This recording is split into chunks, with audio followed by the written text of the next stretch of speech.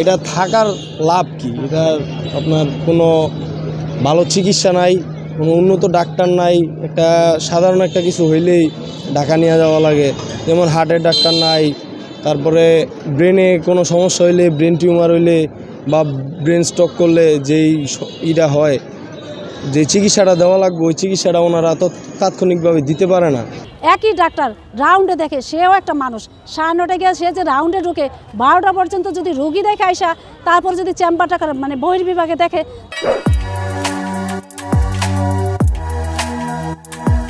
তাহলে আমরা যে রুগী যে সেই সকাল 10টা থেকে দাঁড়ায় রয়েছি, 2 ঘন্টা দাঁড়ায় রয়েছি, এই যে এখানে যে রুগীর যে দরজার মধ্যে যে জ্যামটা হয়, এটার যে দেখতে, এটার যে মানে কত কষ্ট, এটা ডাক্তারেরও কষ্ট, আমাদেরও কষ্ট। যার কারণে ঢাকা নেওয়া লাগে। আর ঢাকা নিতে একটা জ্যামে পড়লে বা যাই হোক, ঢাকা নিতে মোটামুটি সময়ের ব্যাপার। ঢাকা নিতে নিতে দেখা গেছে অনেক রুগী মারা যায়। তো একটা রুগী যখন মারা যায়, তাহলে এই হসপিটাল থাইকা লাভ কি? থাকার চাইতে না থাকাই ভালো। অসুস্থ হওয়ার পরে আমার মাকে নিয়ে আসছি এই হাসপাতালে, সদর হাসপাতালে ইমার্জেন্সি আনার পরে ওনারা বললো বেডে ভর্তি করাতে। তা 250 সিটের বেড, হ্যাঁ 600 জন হয়ে গেছে, কিন্তু ভর্তি করাইছি ঠিক উপরে নিয়েছি পরে, তারপরে বেড পাচ্ছি না, তারপরে নিচের মধ্যে করাইছি ফ্লোর করায়া, তারপরে ডাক্তাররা সেবা দিছে। সেবার প্রত্যেকটা ওষুধ ভিতরে আছে এবং বাইরের থেকে লেখাই দিছে, ঠিক আছে। প্রত্যেকটা ওষুধ আপনার ইঞ্জেকশন হইতে শুরু করে, অ্যান্টিবায়োটিক হইতে শুরু করে সব হাসপাতাল আছে এই ওষুধগুলা। পরে আমি জানছি এই ওষুধগুলো আমার কিনাইছে। অতি দ্রুত এই ডাক্তার বাড়ানো দরকার, কর্মচারী, বিশেষ করে টয়লেট, বাথরুম, পরিষ্কার পরিচ্ছন্নতা।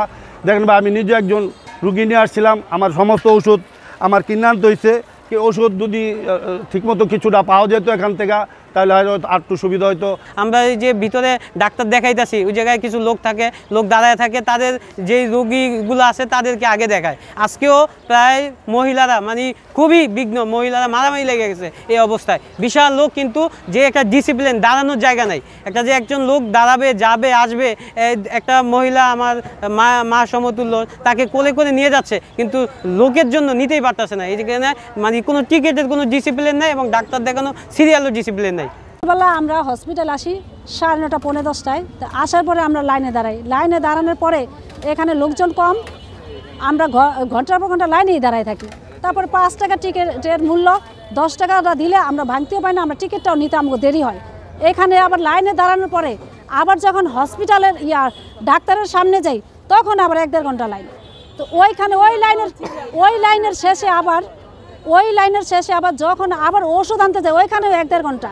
বা জনবল কম, জনবলটা যদি বাড়ায় তাহলে আমাদের জন্য সুবিধা হয়। কিন্তু আসলে এই যে আজকে আমি মুন্সিগঞ্জ সদর হাসপাতাল, জেনারেল সদর হাসপাতালে আসলাম, সেখানে এসে আমি দেখতে পারলাম যে এখানে ডিসিপ্লিন খুবই বিঘ্ন, মানে অনেক বাজে পরিবেশ। যেটা টয়লেট হয়েছে শুরু করে, মানে প্রত্যেকটা সেক্টরে একটা গ্রাহক জনগণ আমরা হয়রানি হচ্ছি। এটা কেন হচ্ছে সেটা একমাত্র আপনারা যদি তদারকি করেন আপনারা জানতে পারবেন। এখানে পরিবেশ খুবই নোংরা, ডেঙ্গুর প্রভাব, অনেক পানি আশেপাশে জমে আছে, কোনো কর্তৃপক্ষের কোনো দায়িত্ব নাই। এইখানে হাসপাতালে আসছিলাম রুগী নিয়ে, এখন রুগী নিয়ে আসিয়ে দেখি আমরাই অসুস্থ হয়ে যাচ্ছি। এখন হাসপাতালে দেখতেছি বিভিন্ন জায়গায় ময়লা, মানে হাসপাতালের ভিতরে দেখা যায় যে পানির পিচকি, মানে ময়লা খাবারের মানে জমে আছে, পরিষ্কার করার মতো কোনো লোক নেই। ভাই রুগী নিয়ে আসার পর আমরাই অসুস্থ হয়ে গেছি। এখন এতটা একটা বাজে অবস্থা হাসপাতালের, কি বলবো। এখন এত মানে বাইরে যে সুন্দর দেখা যাচ্ছে, কিন্তু ভিতরে এতটা মানে সুন্দর না, ভিতরে এত খারাপ অবস্থা, আপনি গেলেই বুঝতে পারবেন যে এত বাজে।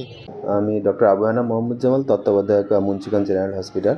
আমরা 2023 সালের জানুয়ারি মাসে আমরা এটা 250 শয্যা হসপিটাল হিসেবে মুন্সিগঞ্জ জেনারেল হসপিটালটা কার্যক্রম শুরু করি। তো তখন থেকে আমাদের ডাক্তারের সংকট ছিল, বিশেষ করে 250 শয্যা হসপিটাল হিসেবে।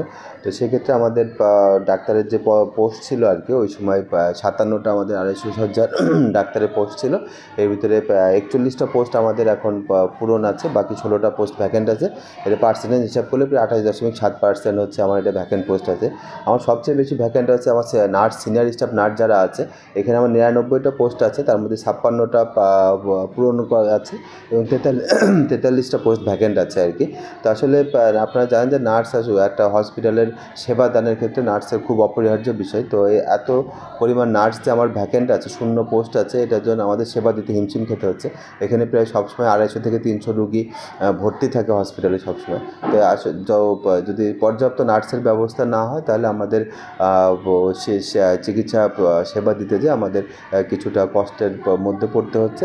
তো এই জন্য যদি আমরা যদি নার্স যে আছে আর কি, নার্সগুলো যদি আমরা সবগুলো পোস্ট পূরণ হয় তাহলে ইনশাল্লাহ আমরা মুন্সিগঞ্জ মানুষের যে সেবার জায়গা বা আসার জায়গা জেনারেল হসপিটাল, সেটা আমরা সঠিকভাবে সেবাটা দিতে পারবো।